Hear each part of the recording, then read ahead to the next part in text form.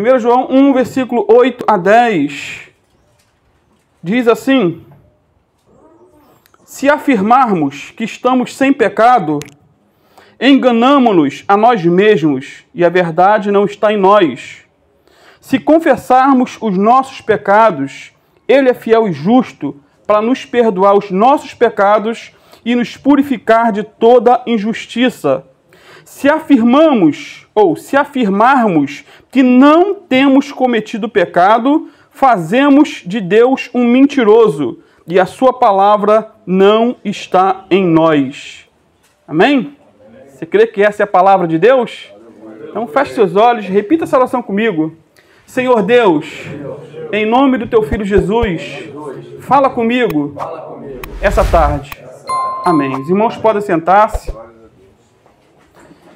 Queridos, apesar do pecado ser uma realidade universal e a Bíblia dizer em claras cores que todos pecaram e afastados estão da glória de Deus, existem muitos grupos e muitas pessoas que negam que o pecado exista. É por incrível que pareça, eu acho que aqui não tem ninguém assim. Todos aqui sabem muito bem o que é pecado, mas ao longo da história muitos afirmaram que haviam chegado ao ponto de uma iluminação tal que conseguiriam viver nessa terra imunes ao pecado. Por exemplo, os gnósticos dos tempos dos apóstolos, eles diziam que a iluminação superior os tornavam incapazes de pecar. Olha que loucura! Diziam estar numa comunhão tão grande com Deus, ao ponto do pecado não ter mais poder sobre as suas vidas. Esses gnósticos, eles se achavam os iluminados, se achavam os santarrões, os bambambãs da espiritualidade. Eu sempre falo que a vida com Deus, às vezes, tem algumas situações que podem nos levar a um auto-engano. Geralmente, uma pessoa que começa a orar muito, jejuar muito, ler muito a Bíblia, ela pode se auto-enganar ao ponto de ir fazendo coisas boas, que isso é tudo maravilhoso, mas chegar ao ponto de se achar melhor do que o outro, né? Ou até se achar impecável, quando na verdade não é o fato, não existe pessoa impecável. A grande verdade é que quanto mais perto de Deus estivermos, quanto mais você orar, quanto mais você jejuar, quanto mais você mortificar sua carne, a sua natureza humana, mais miserável você vai se sentir.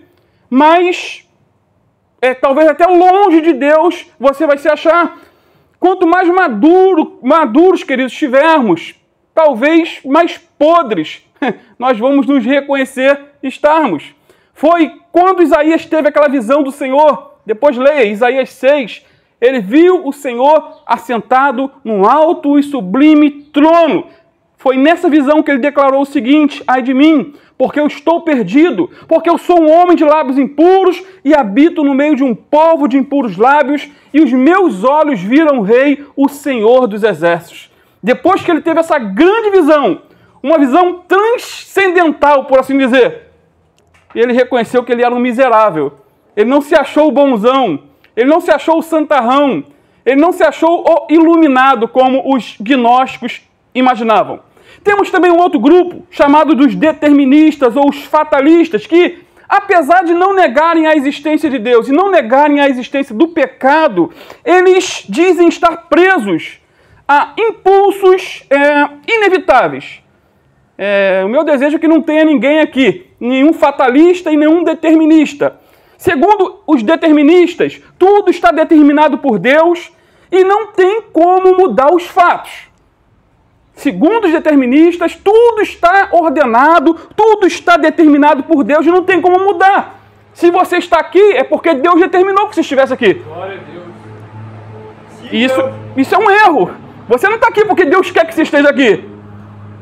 Coisas na sua vida o levaram a estar aqui. É claro que a prova é Deus enviar e abrir essa porta para te ajudar, te socorrer. Não é isso? Segundo eles, então, tudo está determinado.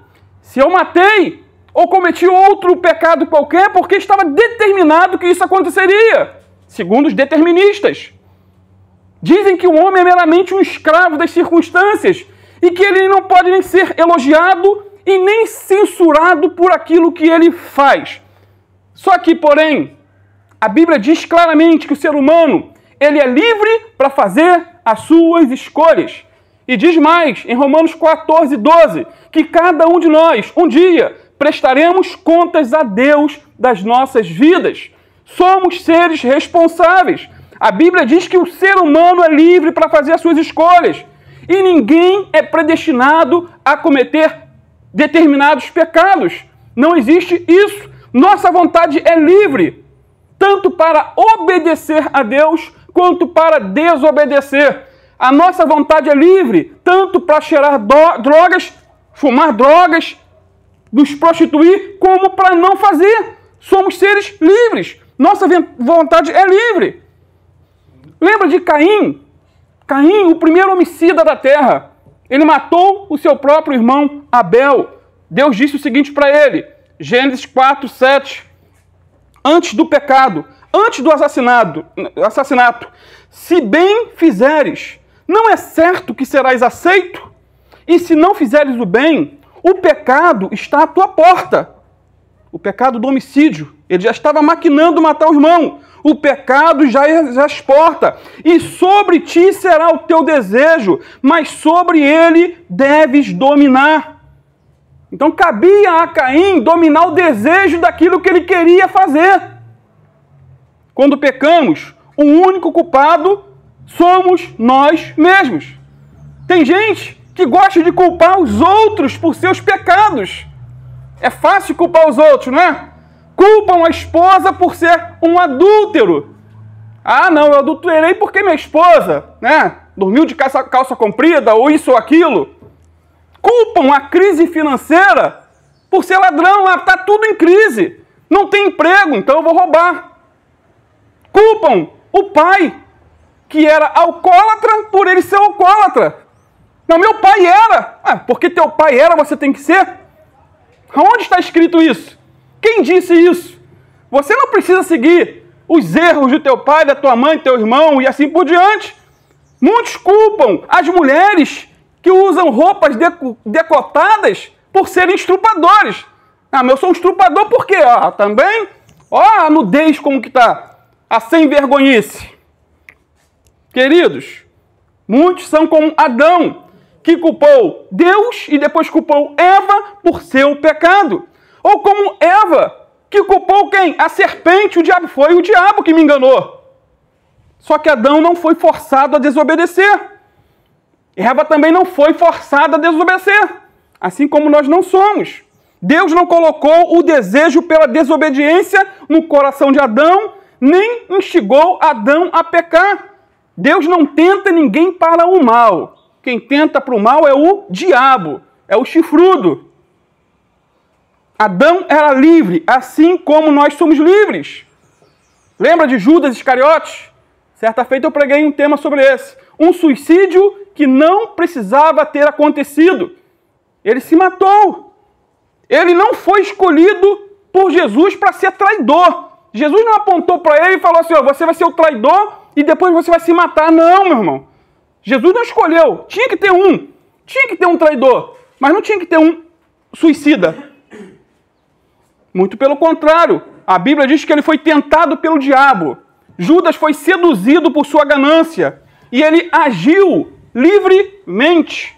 Agiu livremente. João 13, versículo 2 diz assim, e acabada a ceia, tendo já o diabo posto no coração de Judas Iscariotes, filho de Simão, que o traísse. O diabo colocou no coração de Judas Iscariotes o desejo de trair a Jesus. Por outro lado, queridos, todos os pecados podem ser, já que falamos de pecado, eles podem ser classificados, eu preguei quinta-feira sobre isso, podem ser classificados basicamente em 5 categorias. Temos os pecados, e muitos dizem que não existe pecado, e nós vamos entrar em 1 João, que nós lemos agora. E nessa listinha aqui, com certeza um de nós aqui vai falar, eu já bambiei por essas bandas aí. 5 categorias de pecados que existem. Pecados da língua. Quem nunca mentiu? Quem nunca murmurou, fofocou? Quem nunca falou mal dos outros? Quem nunca falou um palavrão?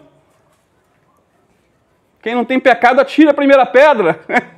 E se você falar que nunca cometeu algum tipo desse pecado, eu vou duvidar da sua honestidade. Temos também pecados de comissão, quando fazemos aquilo que não deveríamos fazer. Pecados por comissão: roubar, matar, prostituir, adulterar, traficar, mentir, odiar, não perdoar. E a lista ela é infindável. Fazer aquilo que não deveríamos ter feito. Todos nós um dia já fizemos aquilo que não deveríamos ter feito. Já falamos aquilo que não deveríamos ter falado. E por falar em pecado, tem pecados por pensamento também. Já parou para pensar? Ninguém sabe, mas Deus sabe. Deus ele vai no íntimo e no secreto do ser humano. A pessoa às vezes pode segurar a língua, pode segurar os atos e o pensamento. Segundo especialistas, o ser humano, guarda essa, ele passa por sua cabeça pelo menos 60 mil pensamentos por dia. Alguns pensamentos menos, outros talvez mais. Imagina, queridos, quantos desses pensamentos são verdadeiros e honestos? Quantos desses pensamentos são justos? Quantas pessoas, por exemplo, que estão trancafiadas dentro de uma cadeia agora, imagine a cena, um calor desse, mas eles estão lá pensando.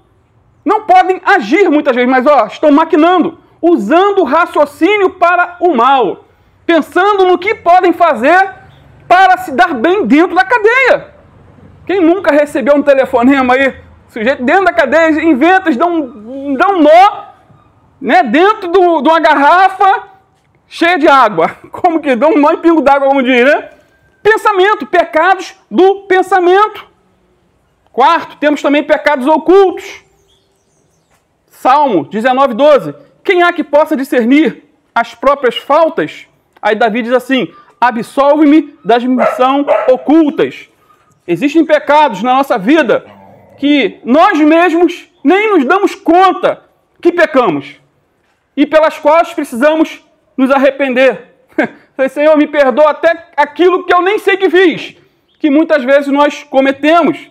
Para concluir, temos pecados por omissão, que é deixar de fazer o certo, deixar de fazer aquilo que deveria ser feito, se omitir, lavar as mãos.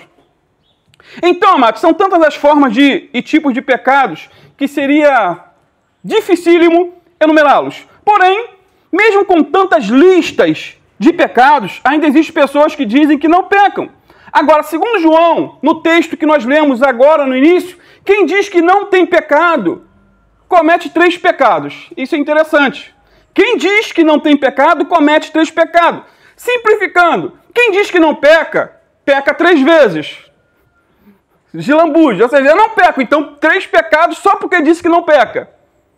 E o primeiro pecado que cometemos quando declaramos que não pecamos é o auto-engano. Acompanhe comigo aí 1 João, versículo 8, que nós lemos. Sempre que alguém pregar a palavra, deixe a Bíblia aberta e confira. Não seja manipulado. Não acredite em tudo que pregadores te dizem. Confira com as Escrituras. Amém, queridos? O que não falta hoje em dia são ludibriadores, falsificadores da palavra. Nós temos que falar somente o que está escrito. Então, primeiro pecado que cometemos quando declaramos que não pecamos é o auto-engano. Versículo 8, parte A. Se dissermos que não temos pecados, enganamo-nos a nós mesmos. E não há verdade em nós. Queridos, o auto-engano é o pior engano que existe. É o pior engano que existe. Por exemplo, uma pessoa que é capaz de fazer um autoexame, como desses que eu descrevi agora, de tantos pecados, e chegar à conclusão de que não tem do que se arrepender. Pastor, eu estou fora, eu nunca pequei por pensamento, nem por palavra, nem por omissão, nem por comissão, nem pecados da língua. Olha, eu estou fora. Se a pessoa chega a esse ponto de fazer tal declaração, é porque ela está com problemas sérios, espirituais. É um auto-engano, é algo terrível. E quem bate no peito e declara ter uma vida totalmente santa e que não comete mais pecados, é cego espiritualmente.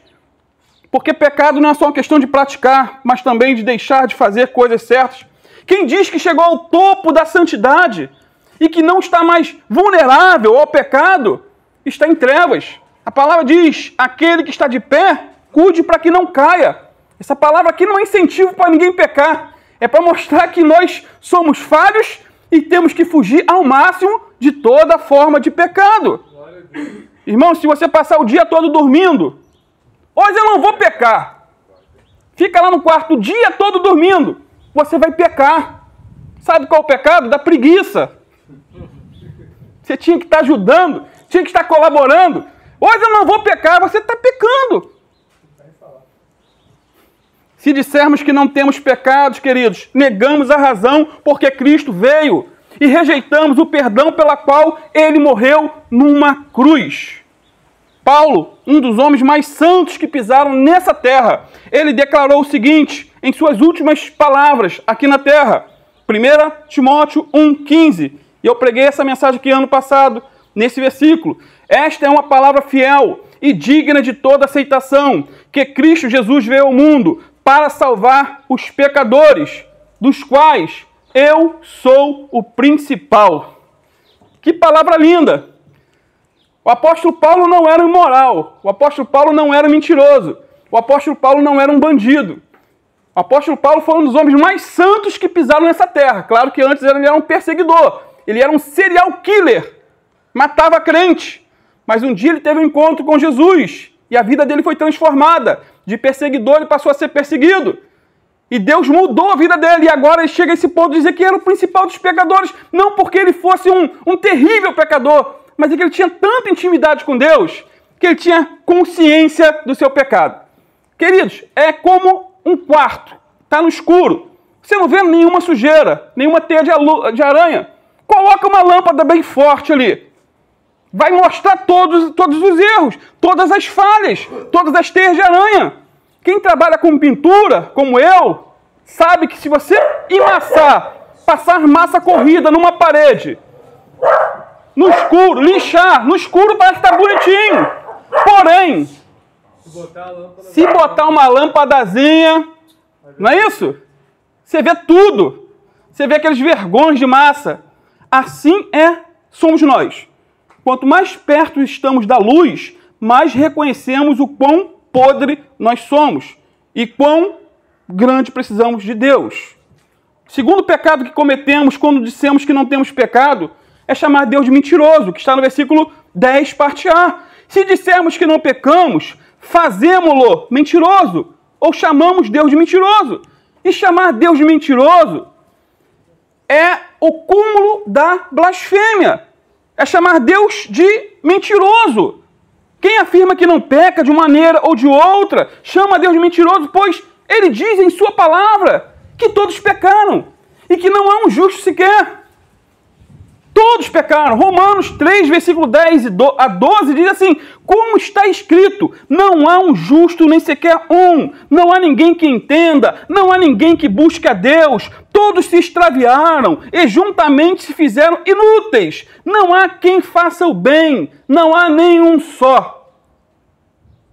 Qualquer líder religioso que negue a pecaminosidade do homem, ou que negue a seriedade do pecado e seus efeitos, ele é um mentiroso, queridos. A verdade não está nele e ele está fazendo parecer Deus um mentiroso. Porque a Bíblia diz que todos pecaram, todos erram. É por isso que todos precisam de um Salvador, de um libertador. Terceiro pecado que cometemos ao dizer que não pecamos é o de nos afastar da palavra de Deus. Versículo 10 ainda, parte B. E a sua palavra não está em nós. Quanto mais perto estamos da palavra de Deus, mais conscientes ficamos do pecado. Eu falei, acho que foi na quinta-feira. Eu cresci no mundo da música. Fazia baile funk. Só que eu era devagar quase parando. Eu não me envolvia com bebida, não me envolvia com cigarro. No namoro, também era devagar quase parando, não era gay, tá? Se eu fosse, eu ia dar um testemunho aqui. Irmão, eu sou um ex-gay. Mas eu namorava pouco. E quando me converti, meu pai falou, meu filho, por que você foi para a igreja? Você era tão bom, você era gente boa, você não bebia, não fumava, você não era gay, não era traficante, não era bandido. Só que antes de entregar a vida para Jesus, eu comecei a ler a Bíblia. Cada um tem uma Bíblia. Meu irmão, é impossível você ler a Bíblia seriamente, com o coração aberto, e não se sentir constrangido, e reconhecer e ver quão distante de Deus você está, e precisa se aproximar. A Bíblia é como um espelho que mostra a nossa sujeira. Agora, como dissemos que não temos pecado, nos afastamos da palavra de Deus. Por quê? A palavra de Deus é luz. E onde essa luz chega, revela o quê? As impurezas. Onde a luz chega, atenção, atenção. Onde a luz chega, essa luz revela as impurezas do nosso coração. Quanto mais lemos a Bíblia, já disse, mais conscientes ficamos dos nossos pecados, das nossas maldades, das nossas negligências, das nossas omissões. Agora, quando não reconhecemos nossos pecados, isso é prova cabal de que a palavra de Deus não está em nós. Agora, qual a solução para o pecado? Falamos tanto sobre o pecado aqui. Qual a solução para o pecado? Versículo 9 aí responde: se confessarmos os nossos pecados, Ele é fiel e justo para nos perdoar os pecados e nos purificar de toda a injustiça. E 3 verdades eu posso destacar nesse versículo aqui. A primeira verdade é que o perdão, ele é condicional, não automático. Ninguém é perdoado automaticamente. Versículo 9. Se confessarmos os nossos pecados. Só confessa o pecado quem reconhece que pecou. Só busca o perdão quem reconhece que transgrediu. Não é isso? Então, quando reconhecemos que temos pecados em nossas vidas, precisamos nos arrepender e confessar a Deus. Isso porque, queridos, a maneira de ter comunhão com Deus, que é luz, não é negar o fato ou os efeitos do pecado, mas confessar os nossos pecados e, de maneira bem agradecida, apropriar-nos da provisão de Deus para a nossa purificação. Até porque Provérbios 28:13 diz assim: o que encobre as suas transgressões nunca prosperará. É um versículo que vale a pena ser anotado. Provérbios 28:13. O que encobre as suas transgressões nunca prosperará, mas aquele que as confessa e deixa alcançará misericórdia. Misericórdia. Queridos, o pecado escondido é pior do que o pecado revelado. Nunca esconda nada de Deus. Confesse, se arrependa e abandone. Quem confessa e deixa o pecado, tira um fardo das costas e encontra não apenas misericórdia, mas também restauração, porque servimos a um Deus restaurador, perdoador. Lembra de Davi? Ele tentou encobrir seus pecados e isso lhe custou a saúde. O seu corpo estava definhando. Custou a alegria, ele perdeu a alegria da salvação porque tinha escondido o pecado. Custou a ele a família. E por pouco, não lhe custou o reino. Perdeu tudo porque adulterou com Betseba. Quem viu aí, né? O rei Davi adulterou com Betseba e depois ainda mandou o marido da mulher na frente de batalha para que ele fosse morto. Olha só que coisa. E é um homem segundo o coração de Deus na Bíblia. Então não há pecado tão grande que um grande homem de Deus não possa cometer se ele não vigiar. Então a vigilância é constante, é diária. Nós não estamos imunes, sabemos muito bem. Nós aqui individualmente somos capazes de cometer a maior atrocidade que o ser humano possa cometer se não vigiarmos, se abrirmos brechas para o diabo. Agora, o que é confessar? A palavra grega, homologeu. Confessar significa homologar, concordar com, ou seja, dizer a mesma coisa. Confessar, segundo o dicionário Vini, confessar é admitir que é culpado daquilo que é acusado, como resultado de uma convicção interna. Simplificando, melhor, desenhando para você, confessar é concordar com o que Deus já sabe a nosso respeito. Quando você se ajoelha para pedir perdão a Deus, você só está concordando com o que Ele já sabe há muito tempo. Você já está só concordando com o que Ele já sabe e que Ele estava esperando somente o teu arrependimento para liberar o perdão para a tua vida. E mais, confessar não é apenas fazer uma bela oração, inventar desculpas piedosas, ou talvez tentar impressionar a Deus. Isso não cola. A verdadeira confissão requer o quê? A especificação dos pecados. Precisamos chamar pecado de pecado. Dar nome aos bois. Senhor, perdoa os meus pecados. É muito genérico, é muito generalizado. Não, confessa, abre o coração, Senhor. Eu fiz isso, isso e isso. Ou seja, confessar é ser honesto com Deus e consigo mesmo. É dar nome aos bois. E a única condição para termos comunhão com Deus é reconhecer nosso pecado. Confessá-los e abandoná-los. Ter a predisposição de abandonar. Senhor, me ajuda. É mais forte que eu, não, amados. A Bíblia diz que a tentação ela não vai ser maior do que a capacidade de cada um de nós de resistir. Quando cedemos, nós é que fomos os sem vergonhas. Não é que a tentação foi maior, não. Deus não permite uma tentação maior daquela que você possa suportar. A segunda verdade nesse verso 9 é que o perdão está baseado no caráter fiel e justo de Deus. Eu já estou concluindo. Versículo 9. Se confessarmos nossos pecados, Ele é fiel e justo para nos perdoar os pecados e nos purificar de toda injustiça. Algumas perguntas importantes aqui. Por que Deus é fiel e justo quando perdoa alguém que se arrepende de seus pecados, mesmo esse homem sendo culpado? Como que Deus pode ser justo se a pessoa pecou e ela era culpada? Que justiça há nisso? Um Deus justo não teria prazer em fazer justiça? Como que um Deus justo pode inocentar um culpado como nós? Qual a lógica disso? Imagine uma pessoa que cometeu assassinato. Ela é julgada, está diante de um juiz, no tribunal. Só que ela está arrependida. E ela chora, seu juiz, eu estou arrependido do meu pecado, do que eu cometi. O juiz vai perdoar ele? Ele vai ter que pagar. Vai ter que pagar. É a lei dos homens. Não adianta só se arrepender, juridicamente falando.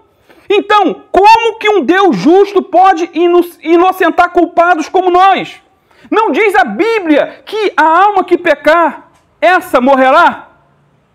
É o que a Bíblia diz, a alma que pecar, essa morrerá. Sendo assim, se temos pecados contra Deus diariamente, logo teríamos que morrer individualmente por causa dos nossos pecados. É a lógica. Essa é a lei. É nessa hora que entra o nosso Salvador, que morreu em nosso lugar pelos nossos pecados. E essa é boa nova. Deus é justo para não aplicar em nós, queridos, os castigos que os nossos pecados foram lançados sobre a vida, sobre o corpo de Jesus na cruz de Calvário. Ele se fez maldito para que fôssemos benditos. Na cruz, Ele se fez maldição em nosso lugar. Ele pagou a culpa. Assassinato em alguns países leva a cadeira elétrica, ou seja, a pena capital. Jesus sofreu a pena capital por você e por mim. Simplificando, explicando. É por isso e com base nisso que você hoje pode se ajoelhar e pedir perdão, porque os seus pecados que vão ser perdoados foram lançados sobre o Filho de Deus lá na cruz, há 2000 anos atrás. Na cruz, Jesus se fez maldição em nosso lugar. Gálatas 3,13 diz assim: Cristo nos resgatou da maldição da lei, fazendo-se maldição por nós, porque está escrito: maldito todo aquele que for pendurado no madeiro. Existe amor maior do que esse? Alguém se fazer maldito em nosso lugar, sofrer a pena que era nossa, pagar o nosso pato, não tem o termo pagar o pato? Jesus pagou o pato. Literalmente. Ele derramou seu sangue inocente para nos comprar de volta para Deus.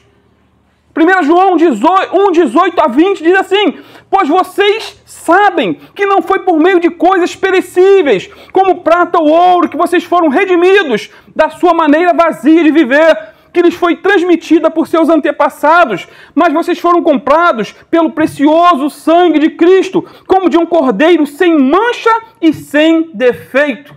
Ele não tinha mancha nem defeito, ele não tinha pecado. Em tudo ele foi tentado, mas ele nunca cometeu um pecado. Ele foi o cordeiro imaculado que foi à cruz para morrer em teu e em meu lugar. É por isso que você pode ter, é por isso que Deus é fiel e justo para nos perdoar os pecados, com base nesse sacrifício. 2 Coríntios 5:21. Deus tornou pecado por nós aquele que não tinha pecado, Jesus, para que nele nos tornássemos justiça de Deus.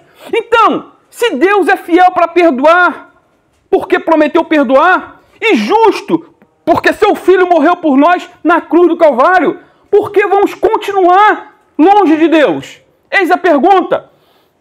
Certa feita, um jovem se aproximou do seu pastor dizendo o seguinte: pastor, eu me afastei de Deus, mergulhei no pecado, mergulhei nas drogas, mergulhei na prostituição. Só que eu tinha uma referência na minha mente. Eu conhecia um trecho da Bíblia que me mostrava que eu poderia voltar um dia. E a referência é essa de 1 João 1,9. Se confessarmos nossos pecados, Ele é fiel e justo para nos perdoar todos os pecados e nos purificar de toda injustiça. E o pastor perguntou para ele: mas o que você entendeu com essa frase? Que Ele é fiel e justo. Você sabe qual foi o preço que Ele pagou para que você tivesse o perdão? Ele teve que morrer por você. E foi aí que caiu a ficha daquele jovem. E ele acabou chorando ali, se humilhando, se arrependendo. Porque ele estava vivendo uma vida de pecado, baseando-se numa referência bíblica, achando que sempre ia poder voltar. Só que tem horas, amados, que o balde pode transbordar. Não brinque com a paciência de Deus. Não brinque. Não fique pensando: Deus vai me livrar mais uma vez. Eu vou ter um outro livramento. Pode ser a última chance. Eu não conheço a tua vida. Terceira verdade, finalmente para concluir: Deus é poderoso para nos perdoar e purificar de todo o pecado. Olha aí, se confessarmos nossos pecados, Ele é fiel e justo para quê? Para nos perdoar os pecados e nos purificar de toda a injustiça. O verbo grego aqui traduzido por purificar sugere que Deus faz mais do que perdoar. Ou seja, Ele apaga a mancha do pecado. Creia no perdão de Deus nessa tarde. E o tempo presente aqui mostra que é um processo continuado. Portanto, o sacrifício de Cristo não foi eficaz não apenas para perdoar os pecados do passado, mas também para purificar-nos no presente e nos ajudar nessa caminhada. Queridos, quando nos arrependemos, Deus não somente é fiel e justo para nos perdoar, como também é poderoso para nos purificar de toda a injustiça. Quando Deus nos perdoa, Ele paga a dívida que era nossa. Quando Ele nos purifica de toda injustiça, Ele remove a mancha do pecado para sempre. Ou seja, Deus perdoa a dívida e limpa o coração. Mas mesmo com uma mensagem tão gloriosa como essa, tem gente que não se perdoa. Deus perdoa, mas Ele fala assim: olha, Deus é bom, mas eu não me perdoo. O que eu fiz não tem perdão. Meu irmão, creia no perdão de Deus. Há oportunidade, nova chance para você nessa tarde, em nome de Jesus. João aqui não está minimizando a gravidade do pecado, ao dizer que Deus é fiel e justo para nos perdoar todos os pecados e nos limpar para sempre. Não, amados. Até porque ele começa o capítulo 2, versículo 1, dizendo o seguinte: meus filhinhos, essas coisas vos escrevo para que não pequeis. Não pequeis. Todavia, se alguém pecar, nós temos um advogado junto ao Pai, Jesus Cristo, o justo. É um advogado de livre acesso, que não tem altos custos honorários. Contratar um advogado hoje é algo louco, mas Jesus pode ser teu advogado. Convide Ele essa tarde. Então, queridos, o pecado, ele pode ser até perdoado, mas as consequências muitas vezes elas ficam. Deus perdoa, sim, mas as consequências ficam. Deus perdoa um assassino. Eu creio na salvação do pior ser humano, mas o assassino precisa pagar pelos seus pecados diante das leis dos homens. Portanto, em sua graça, Deus perdoa nossos pecados quando os confessamos. Porém, em sua justiça, Ele permite que arquemos com as consequências desses mesmos pecados. Lembra do ladrão que se arrependeu na cruz? 3 crucificados, Jesus no meio, um na esquerda, um na direita. Um se arrependeu, pediu entrada a Jesus no paraíso. Senhor, lembra-te de mim quando entrares no teu reino. Jesus perdoou, deu promessa de vida eterna para ele, só que ele morreu na cruz e ainda por cima teve as pernas quebradas para antecipar sua morte. Foi para o céu, mas as consequências ficaram por causa dos seus pecados. Nem sempre acontece assim. Deus pode abolir, pode jogar por terra as consequências, mas geralmente as consequências ficam. Então, queridos, guarde essa palavra no teu coração, se conserte com Deus. Se você ainda não entregou a sua vida para Jesus, essa é a tarde de salvação. Receba Cristo como Senhor e Salvador da tua vida. Ele tem uma promessa de vida eterna para você. Vamos ficar de pé em nome de Jesus. Eu não sei se todos aqui já se decidiram por Cristo. O Evangelho foi pregado, queridos. E o convite do Evangelho é: arrependa-se e creia no Evangelho. A mensagem foi pregada, a necessidade de perdão, e que esse perdão foi conquistado na cruz. Basta você receber a Cristo como teu Salvador, ou seja, aquele que te salvou na cruz, aquele que tomou o seu lugar lá na cruz, aquele que derramou o seu precioso sangue na cruz do Calvário. Pai amado, em nome de Jesus, Senhor, eu coloco a vida de cada um aqui nessa tarde em tuas mãos.